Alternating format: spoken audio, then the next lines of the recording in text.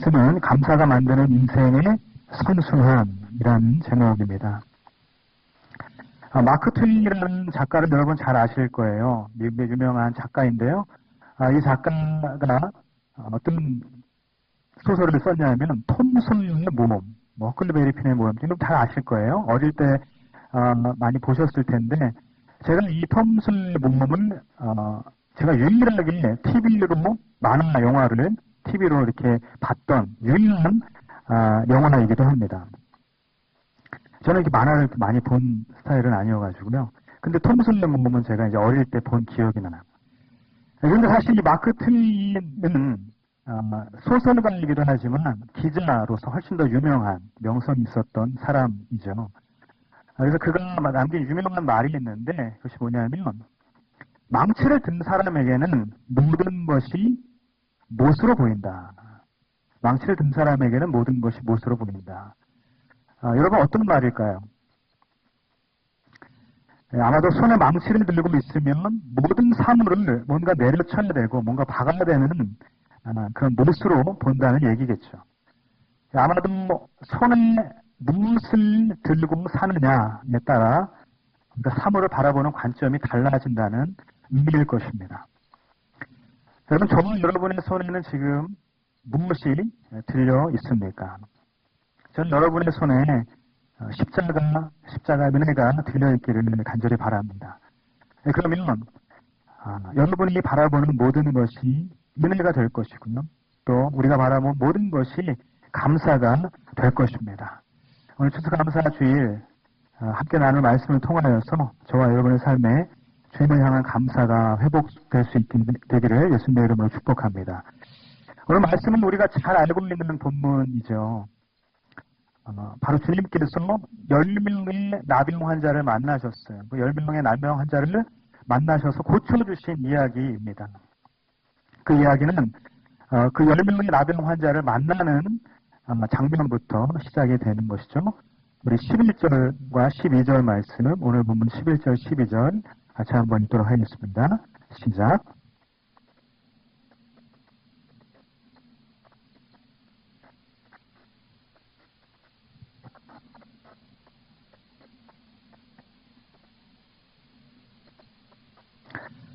네. 예수께서 한 마을에 들어가시는 장면, 거기서 바로 10명의 나병 환자를 만나시는 장면입니다. 지금 주님께서는 예루살렘으로 가는 길이었으나 예루살렘은 어떤 곳입니까? 예루살렘은 예수님의 사명이 있는 곳이었어요. 예수님께서 사명을 감당해야 하는 그곳이 바로 예루살렘이었다는 것입니다. 다시 말해서 주님은 사명의 길로 걸어가시고 계셨다. 하지만 주님은 사명을 향해 걸어가는 길이었지만 함께 그 길을 가시면서도 사람을 놓치지 않으셨다라는 것이에요. 목적지인 예루살렘을 향해 집중하셔서 가셨지만 예루살렘에만 집중하신 것이 아니라 경유지인 마을 곳곳 주님께서 지나가시는 그 곳곳에서도 그 곳곳도 소홀히 하지 않으셨다라는 것이죠. 우리가 인생을 살면서 주님의 이 모습을 본받기를 원합니다. 우리가 인생의 목적을 향해서 굉장히 열심히 달려가죠.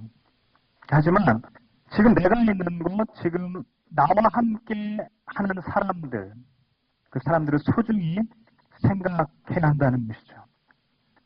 목적지도 중요하지만 우리가 가는 경유지, 우리가 가는 과정, 그것도 중요하다는 것입니다.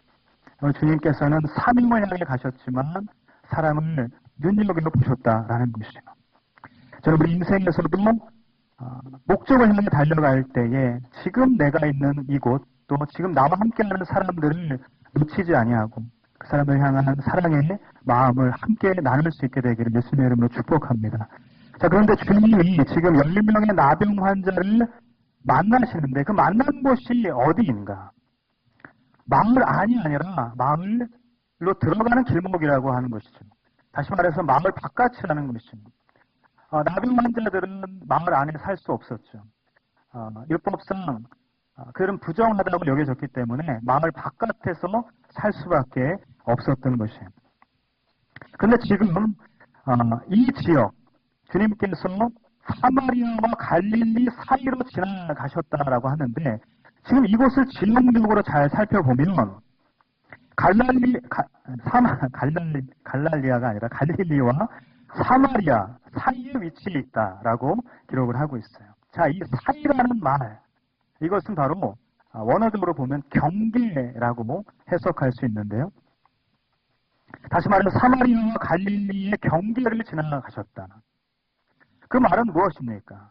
이 사마리아 마을이 이쪽에 있었고 갈릴리 마을이 이쪽에 있었다. 그 경계를 지나가셨다. 그 두 지역의 경계선상에서 10명의 나병 환자를 만났다는 것이에요. 자, 이것이 왜 중요합니까? 당시 유대인들은 사마리아 사람들을 어떻게 여겼어요? 개라고 여겼어요. 정말 쳐다도 보지 않고 상종하지 않았던 그 인종이, 그 사람들이 바로 사마리아인들이라는 것이에요. 그렇기 때문에 같은 마을, 한 촌락을 이루어서 살아갈 수 있었는가? 결코 그렇지 않았다는 것이에요. 결코 섞여서 살지 않았다는 것이에요. 자, 그런데 오늘 이 10명의 나병 환자들의 구성을 한번 봅시다. 우리가 오늘 본문을 읽었는데 그 중에는 사마리아인이 분명히 한 명 있었어요. 그리고 나머지는 본문의 흐름상, 맥락상 유대인일 가능성이 굉장히 높다는 것이에요. 그 말은 무엇이에요? 이 10명이 한 촌락 그곳에서 같이 살았는데 그들은 유대인이었고 어떤 사람은 이방인, 어떤 사람은 사마리아인이었다라는 것이에요.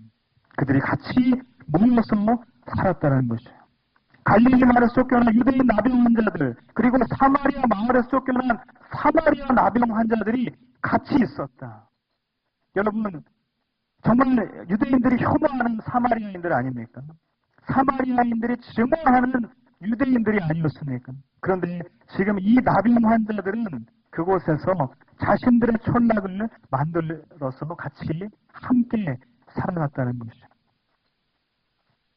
오가는 사람들이 던지려면 동전으로 또 이렇게 주는 먹을 것으로 끼니를 연명하면서 그렇게 서로를 의지하면서 함께 살아갔다라는 것이죠. 헨리 낭베인이 쓴 상처 입은 치유자라는 책이 있습니다. 거기서 나오는 그 상처 입은 치유자라는 말처럼 어쩌면 이들도 상처 입고 육신의 연약함 때문에 마음의 외로움과 상처와 아픔 때문에 그들이 같이 모여서 살아갈 수 있었다라는 것이죠. 어쩌면 우리도 우리 자신에게 연약함이 있거나 우리 자신에게 상처와 아픔이 있을 때 우리는 누군가를 훨씬 더 잘 품어줄 수 있게 되는지 모르겠습니다. 여러분, 다윗의 이야기를 잘 아실 것입니다. 다윗은 쫓겨가는 신세, 도망자의 신세로서 막 광야를 이리저리 도망갈 때에 아둘람이라는 동굴을 발견했습니다. 그 아둘람 동굴에서 그렇게 숨어 지냈는데 그곳에 무려 400명이나 되는 환난당한 자, 마음이 언통한 자, 빚진 자, 정말 세상 가운데 버림받고 상처 입은 사람들이 그 다윗을 찾아왔습니다. 아둘람 굴에서 함께 그 400명과 살아갔다는 것입니다. 왜 그럴 수 있었을까? 왜 다윗은 그들을 품고 그들을 케어하면서 그들과 함께 공동체를 이루며 살아갈 수 있었을까? 다윗은 얼마나 그 인생이 고통받고 있었습니까? 다윗은 얼마나 고난 가운데 고난의 시간을 보내고 있었습니까? 많은 상처도 있었고 정말 그가 할 수 있는 것이 아무것도 없는 인생의 시간을 보내고 있었다는 것이죠.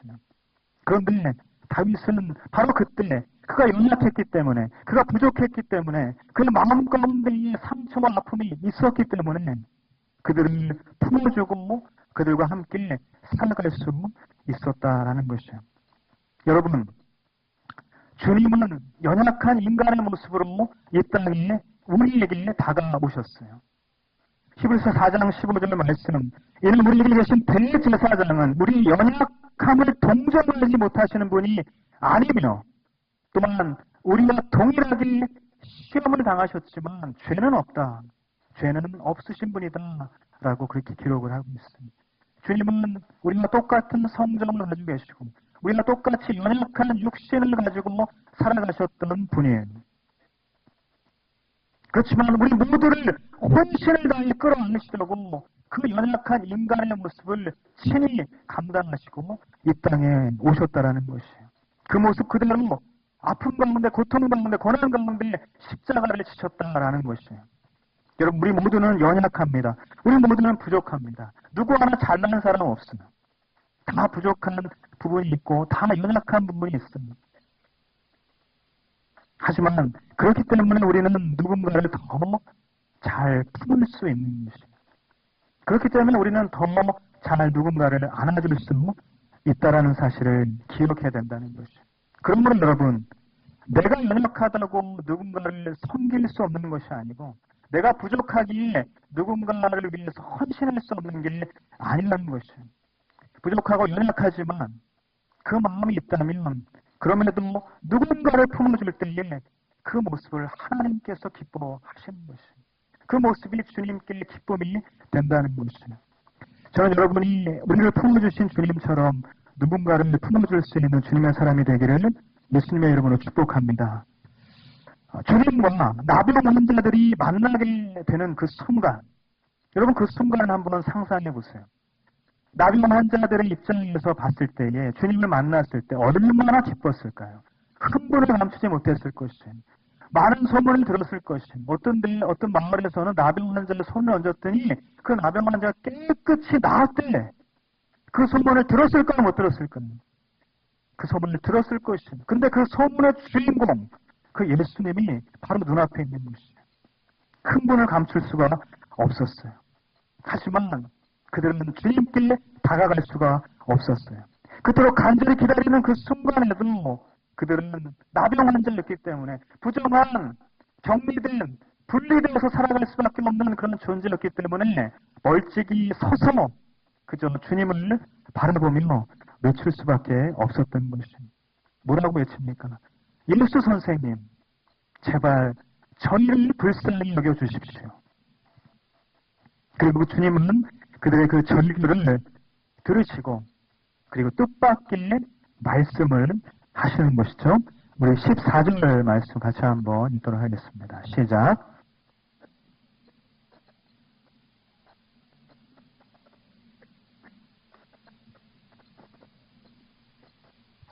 아멘.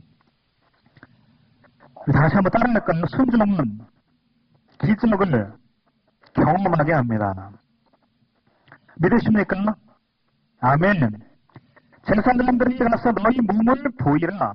주님은 이렇게 레위기 13장, 14장에 따르면 거기에 보면 이 나병 환자나 제사장이 그들을 잘 검증하는 그러한 이야기들이, 그런 율법의 이야기들이 나오는데 나병 환자들은 병이 깨끗하게 치유되었을 때에 제사장들에게 찾아갑니다. 그래서 자신의 병이 나았다는 것을 어떻게 됩니까? 검증받아요. 제사장이 다 나았네, 넌 이제 다 나았어 라는 그 검증을 해줘야만 이제 다시 섬 안에, 회중 안에 들어와서 가족들과 사랑하는 사람들과 친구들과 함께 살 수 있었다는 것입니다. 사회 구성원으로서 함께 살아갈 수 있었다는 것이에요. 그런데 지금 여러분 이 시점에 나병 환자들의 병이 나았습니까? 낫지 않았어요. 나병 환자들은 아무런 변화가 없었어요. 그런데 주님은 그들에게 제사장에 가서 몸을 보이라고 그 한마디 말씀밖에 하지 않으셨다는 것이죠. 자, 어쩌면 나병 환자들은 지금 이 순간 불쌍히 여겨주십시오라고 이야기하면서 어떠한 기대를 했을까요? 나병 환자들이 주님께 기대했던 말씀은 어쩌면 이런 것이었을 거예요. 자, 이리 와라. 내가 안수해 줄 테니 이리 가까이 와라. 어쩌면 내가 안수해 줄 테니 이리 와서 내 기도를 받아라. 내가 너의 병을 고쳐줄 것이다. 너의 몸을 깨끗하게 해줄 것이다. 어쩌면 나병 환자들이 기대했던 주님의 응답은 바로 이런 것이었을 것이라는 거예요. 그런데 주님은 그렇게 말씀하지 않으셨어요. 그저 제사장들에게 가서 몸을 보이라고 말씀하셨어요. 기대했던 응답이 아니지만 믿음으로 순종하기를 주님은 원하셨다는 것이죠. 여러분, 성경에 또 다른 한 사람, 나병이, 자신의 이 문둥병이 낫기를 간절히 바라면서 기대하는 응답을 기다렸던 그런 한 사람이 있죠. 우리가 잘 아는 아람의 군대 장관 나아만입니다. 우리 열왕기 하 5장 말씀인데 5장 10절에서 11절까지 말씀 같이 한번 읽도록 하겠습니다. 시작.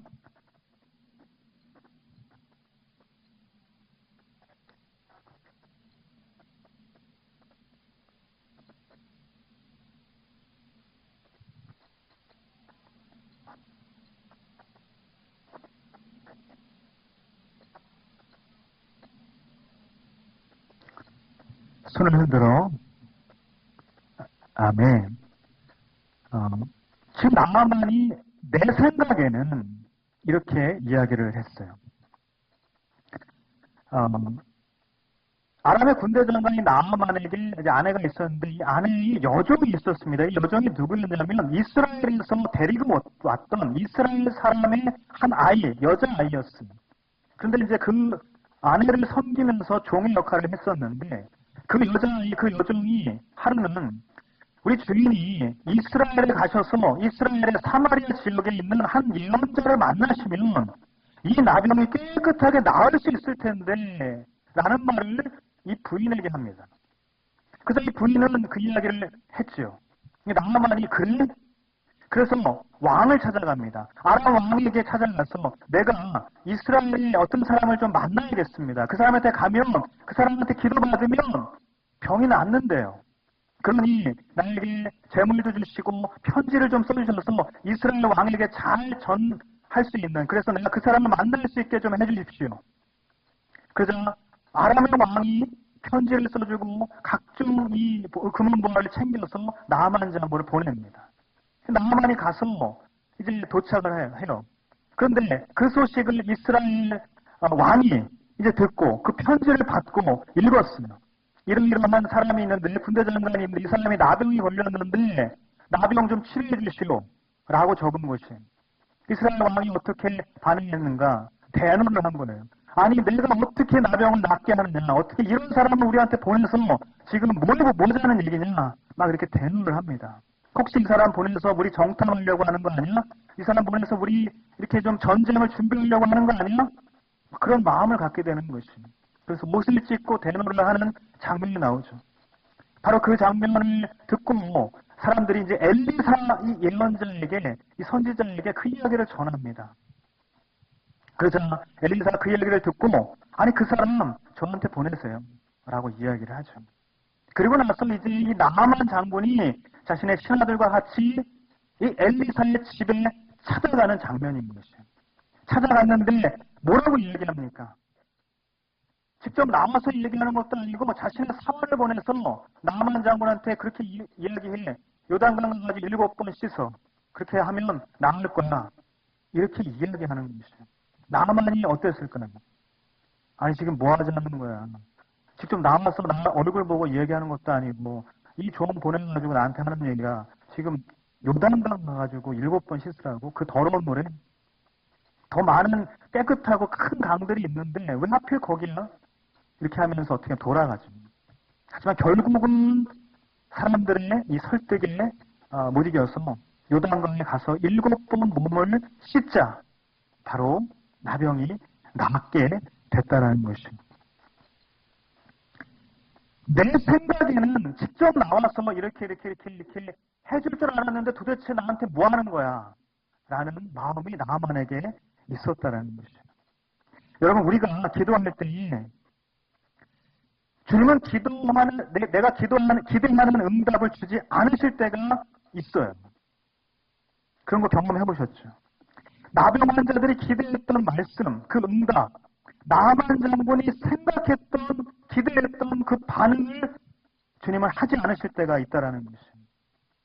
하지만 기대하는 응답이 아니라고 기도의 응답이 아닌 것인가? 그렇지 않다는 것입니다. 주님은 때로 기대하는 응답을 주기보다는 순종하는 믿음을 우리에게 요구하신다라는 것입니다.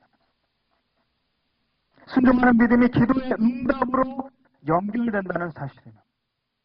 사랑하는 여러분, 저는 여러분이 기도할 때에 기대하는 응답이 아니라 순종하는 믿음을 가지고 기도할 수 있게 되기를 예수님의 이름으로 축복합니다.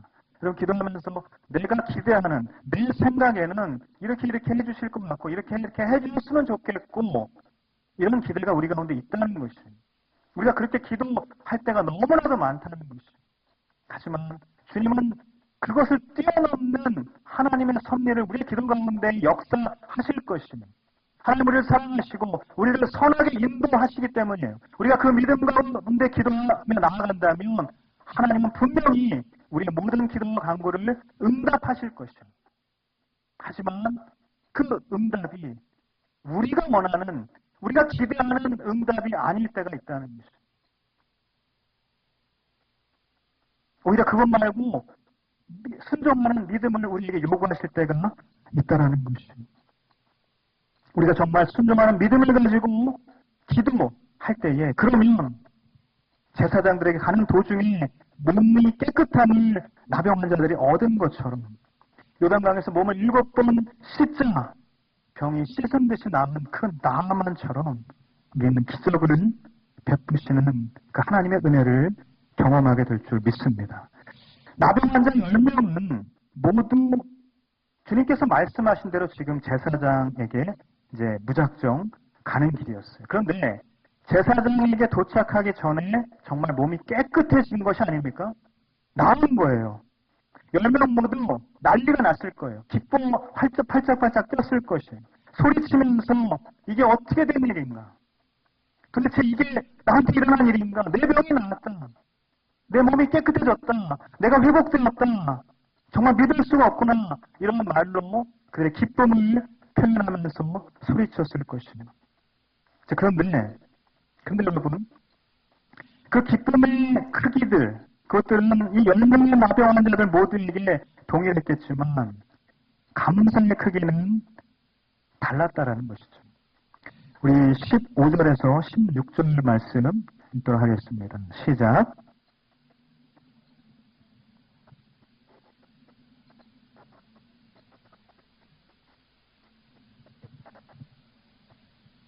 그는 사마리아 사람이었습니다. 아멘. 우리 다시 한번 따라합시다. 기쁨의 크기만큼 감사를 표현합시다. 여러분 얼마나 감사를 표현하십니까? 10명의 나병 환자가 모두 치유를 받았으면 뛸 듯이 기뻤으면, 하지만 한 명만 나은 것을 보고 하나님께 영광을 돌렸고 주님 앞에 돌아와서 주님의 발 앞에 엎드리고 감사를 했다라는 것이에요. 9명은 주님께 돌아오지 않았고 각자의 길로 갔어요. 9명도 물론 감사의 마음이 마음 가운데는 있었을 것이에요. 그렇지만 그들은 주님께 돌아오지 않았습니다. 주님께 감사를 표현하지 않았습니다. 왜 그랬을까?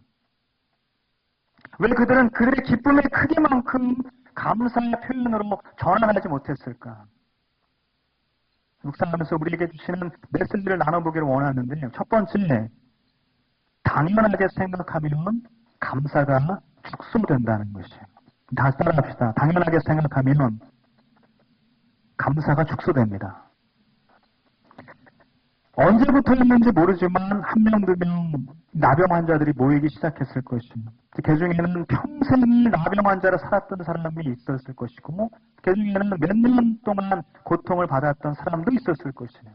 그 중에는 유대인도 있었을 것이고, 그 중에는 사마리아인 이방인들도 있었을 것입니다. 이처럼 각자의 히스토리가 분명 달랐지만 한결같이 그들은 무엇을 원했을까요? 이 나병이 낫기를 원했을 것입니다. 간절한 그 마음을 가지고 기도했을 것이라는 겁니다. 그렇게 열심히 기도했으니까 또 주님께서 시키시는 대로 지금 정말 말도 안 되는 제사장에 가서 몸을 보이라고요?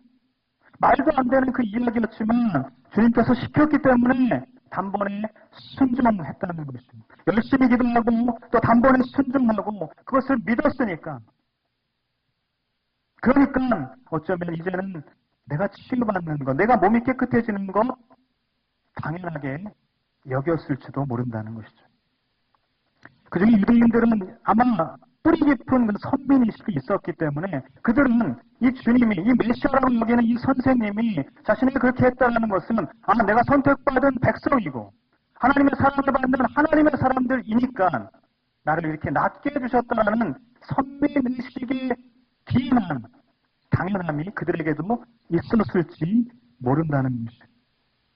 자, 여러분, 우리도 오랫동안 기도하는 기도 제목들 있죠. 할렐루야. 이런 기도 제목들 있으시죠? 결혼도, 직장도, 비전도, 또 가족 복음화도 여러 가지 그런 기도의 제목들이 있을 것이에요. 그런데 마침내 그 기도가 응답받았을 때 우리 마음속에 어떤 마음이 있냐면 내가 이토록 순종했으니까, 내가 이토록 열심히 오랫동안 기도를 했으니까, 내가 이토록 열심히 헌신했으니까 이런 마음이 있을 수 있다는 것이죠. 근데 여러분, 이것이 굉장히 위험한 마음이죠. 왜냐하면 당연하게 여기는 그 마음, 그 당연하게 여겼는데 어느 시점 이렇게 열심히 기도했고 이렇게 열심히 섬겼고 이렇게 열심히 헌신했으니까 이쯤 되면 나는 응당 무언가 나한테 하나님 뭔가 주셔야 되고 내가 받을 어떤 것이 응당 있어야만 한다라는 그 마음이 있는데 만약 그걸 받지 못하고 그것을 응답받지 못하게 되면 그때는 어떻게 됩니까? 엄청난 실망과 원망으로 바뀌기 때문에 그렇다는 것이죠. 여러분, 헌신하는 시간의 길이 때문에 당연하게 여겼던 은혜가 우리 가운데 있습니까? 애쓰는 어떤 노력의 농도 때문에 당연하게 여겼던 은혜가 있습니까? 저는 여러분이 나의 어떠함 때문에 주님에 대한 감사가 축소되지 않게 되기를 주님의 이름으로 축복합니다. 여러분, 이것이 굉장히 중요하다는 것이죠. 왜 그들은 그들의 기쁨의 크기만큼 감사의 표현으로 전하지 못했을까? 두 번째는 어떠한 것이 있냐면 순서가 바뀌면 감사가 지연된다는 것이에요. 다시 따라합시다. 순서가 바뀌면 감사가 지연됩니다. 주님께 엎드려서 감사한 사마리아인 한 명뿐만 아니라 다른 병자들도 분명히 감사하는 마음쯤은 있었을 것입니다. 하지만 9명은 제사장에게 갔고 각기 제갈 길로 갔고 한 명은 주님께 돌아왔어요. 사마리아인도 율법을 알았고 또 그들도 제사를 지냈고 그들 가운데 제사를 지내주는 제사장이 있었기 때문에 사마리아인도 제사장을 찾아나서 자신의 몸을 보이고 그들의 회중 가운데 같이 살아가고 싶었을 것이에요. 분명히 그 일을 했을 것입니다. 하지만 그보다 앞서 이 사마리아인이 했던 것은 뭐였냐? 감사하는 것을 더 중요하게 더 먼저 했다라는 것입니다. 지난 추석, 여러분 추석 잘 보내셨죠? 가족들과 맛있는 거 많이 먹고 행복한 시간 보내셨죠? 저도 오랜만에 이제 본가 우리 아버님 어머님 있는 데를 가서 아내와 같이 또 우리 동생 가족들과 같이 행복하게 즐거운 한때를 보냈습니다. 이제 오랜만에 이제 가족 예배를 드리고 또 음식을 나누고 이야기를 나누고 있다가 이제 저희 아버지하고 굉장히 오랜만에 한 10년은 넘은 것 같아요. 몇 년 만인지 모르겠는데 바둑을 뒀습니다. 아버님이 굉장히 바둑을 좋아하시는데요. 저도 이제 어릴 때부터 바둑을 배워서 바둑을 2번 했습니다. 그런데 이제 아버님과 실력 차이가 좀 있기 때문에 제가 이제 젖바둑을 뒀어요. 이제 젖바둑이 뭐냐면 몇 점 깔고 두는 거예요. 아버님 잘 두시고 내가 못 두시니까. 근데 이제 두는데 첫 판 했는데 제가 이긴 거예요. 근데 이제 4개를 깔기 시작했는데 3개를 깔았어요. 3개를 깔고 또 이긴 거예요. 2개를 깔자고 해서 2개를 또 깔았어요. 2개를 깔았는데 어떻게 됐을까요? 또 이긴 거예요. 계속 이겼어요. 결국은 이제 맞두게 됐어요. 맞두게 됐는데도 이겼어요. 제가 2가지를 깨달았습니다. 첫 번째, 우리 아버님께서 많이 늙으셨구나. 2번째, 나는 왜 바보같이 저들이지 못하고 왜 학장같이 그렇게 계속해서 이겼을까? 아내랑 같이 이제 집으로 돌아오면서 굉장히 후회가 되더라고요. 도대체 나는 무슨 생각으로 계속 그렇게 끝까지 악착같이 이겼을까? 다음에 다시 두면은 꼭 져드리려고, 물론 열심히 두겠지만 이렇게 져드리려는 그런 생각을 했는데요. 물론 그게 아니라 이 바둑이라는 것에는 수순이라는 것이 있어요. 바둑 두시는 분은 알 수 있겠지만 수순, 어떤 순서가 있다는 것이 이렇게 한 순, 두 수, 두는 순서가 있는데 이 수순을 차고 하면 같은 수인데 똑같은 수인 거예요. 같은 수인데 결과가 달라져요. 이게 다 보면은 바둑돌이 있는 모양이 똑같은데 그 수순, 순서가 바뀌어지면, 착오가 되면 어떤 것은 이 돌이, 바둑돌이 죽기도 하고 어떤 건 이 바둑돌이 살기도 한다는 것이에요. 신앙도 여러분 수순이 있습니다. 감사가 먼저라는 것이죠. 데살로니가전서 5장 18절에 우리가 잘 아는 것처럼 범사에 감사하라는 말씀이 있으며 모든 일에 감사하라는 말이겠죠. 그런데 이 범사에 감사하라, 모든 일에 감사하라는 말은 일단 감사하라는 것이에요. 모든 일, 우리에게 있는 모든 일들 가운데 일단 우리가 감사하는 것, 그것이 중요하다는 것이죠. 우선 감사하는 삶의 태도가 주님께서 뜻하시는 성문의 모습이라고 우리에게 가르쳐주고 있다는 것이죠. 저는 여러분이 감사의 타이밍을 놓치지 않고 우선 감사할 수 있는 주님의 사람이 되기를 예수님의 이름으로 축복합니다. 우리가 먼저 감사하면 어떻게 될까요? 우리 마음 가운데 다른 마음들이 생길 수 있는 것이 막 사라지기도 해요. 내 마음이 죽겠는 것이 갑자기 막 기쁨으로 바뀌기도 해요. 그 순서를 잘 지키면 우리 영혼이 깨어나고 우리 영이 살아나고 우리 마음 가운데 기쁨이 회복되고 행복이 살아나고 우리 마음 가운데, 우리 내면 가운데 여러 가지 변화가, 생명의 변화가 나타나게 된다는 것이죠. 여러분, 이 밖에도 우리는 여러 가지 이유로 우리의 기쁨의 크기를, 감사의 크기를 온전히 전환하지 못한다는 것이죠. 우리가 너무 바쁘거나 너무 정신이 없거나 해서, 혹은 우리가 너무 의심이 많아서, 이게 정말 내가 누려도 되는 기쁨일까? 혹시 이 일이 나중에 좀 잘못되면 어떡하지? 확실히 잘 매듭 짓고 마무리가 되면 그때 감사해도 늦지 않을 거나, 이렇게 생각할 때가 우리 가운데 있다는 것이에요. 하지만 여러분, 감사의 크기가 줄어들고 감사의 표현이 지연되면 마찬가지로 인생의 기쁨도 줄어들고 인생의 행복도 지연될 수 있다는 사실을 기억해야 하는 것입니다. 저는 여러분이 주님께서 주시는 감사의 재료를 고스란히 감사의 표현으로 주님께 올려드릴 수 있게 되기를 예수님의 이름으로 축복합니다. 우리 하나님 기쁨을 주체할 수가 없어서 그 기쁨을 온전히 감사로 주께 드린 그 사마리아인에게, 지금 주님 앞에 있는 이 한 명의 사마리아인에게 주님께서 이제 물으시는 장면입니다. 우리 17절과 18절 마지막으로 같이 한번 읽도록 하겠습니다. 시작.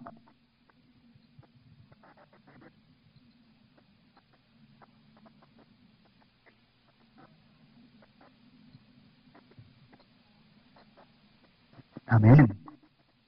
예수께서 물으셨습니다.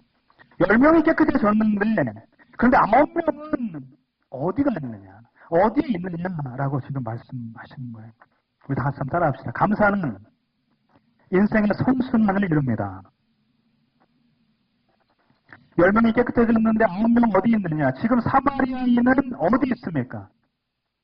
예수의 방 앞에 있으면, 예수님하고 굉장히 가까운 거리에 있습니다. 그런데 9명은 어디 있습니까? 예수님과 굉장히 멀리 떨어진 거리에 있다는 것이에요. 사마리아인은 예수님과 매우 친밀한 거리에 있었지만 나머지는 예수님을 처음 만났을 때 그 마을 어귀에서, 그 마을로 들어가는 그 길목에서 멀찍이 서서 주님을 바라보면서 예수 선생님, 나를 불쌍히 여겨주십시오 라고 이야기했던 그 거리마저도 확보하지 못한 채 그 거리보다 훨씬 더 먼 거리로 지금 떨어져 있다는 것이에요. 9명과 1명, 도대체 무슨 차이가 이 예수님과의 거리 차이를 만든 것인가? 주님의 이 질문은 바로 그 친밀함의 거리를 묻고 계시다는 것입니다. 9명 어디에 있느냐? 너는 지금 내 앞에 있는데 9명 지금 어디 있느냐? 여러분, 저와 여러분은 지금 어디에 있습니까? 9명과 같은 거리에 있습니까? 아니면 사마리아인과 같은 거리에 있습니까? 저는 여러분이 주님의 발 앞에 엎드린 한 사람과 같이 주님과 친밀한 거리 안에 살아갈 수 있게 되기를 예수님의 이름으로 축복합니다. 사마리아인이 주님 앞에 있을 수 있었던 것은 그가 받은 것에 대해서 하나님께 영광을 돌려드리고 주님 앞에 감사드렸기 때문이라는 것이에요. 반면에 9명이 주님과 멀리 떨어질 수밖에 없었던 것은 감사를 표현하지 않고 감사를 드리지 않았기 때문이라는 것이죠. 여러분, 우리가 다 죄사함의 구원을 받았어요. 우리가 다 깨끗함을 입었으며 우리가 다 정말 주님의 본연의 능력, 그 주님의 본연의 은혜를 입었어요. 그래서 우리가 나음을 입었어요. 우리가 평안을 얻었어요. 우리가 회복되었어요. 우리가 생명을 다시 경험하게 되었습니다. 그러나 그 이후에 우리의 삶에서 우리는 주님과의 거리, 그 거리가 과연 어디에 있는 것이냐. 우리 모두가 다 제각각의 거리를 유지한 채 주님과 제각각 떨어진 그 거리 가운데에 살아가고 있다는 것이죠. 무엇이 그 차이를 만들어낼까는 바로 감사라는 거예요. 여러분, 우리는 늘 생각이라는 것을 하면서 살아가는 존재입니다. 여러분, 생각 없이 살아가십니까? 할렐루야. 아무도 그런 분 안 계시죠? 우리는 늘 생각을 하면서 살아가는 것이죠. 그런데 믿음의 사람, 그리스도인, 이 그리스도인은 과연 무슨 생각을 하면서 살아가야 하는가? 우리가 생각이라는 것을 하는데 그럼 우리는 무슨 생각을 하면서 살아가야 하는가? 어쩌면 인생이란 받은 것과 바라는 것들 사이에서 끊임없이 생각하며 살아가는 과정이라는 것이죠.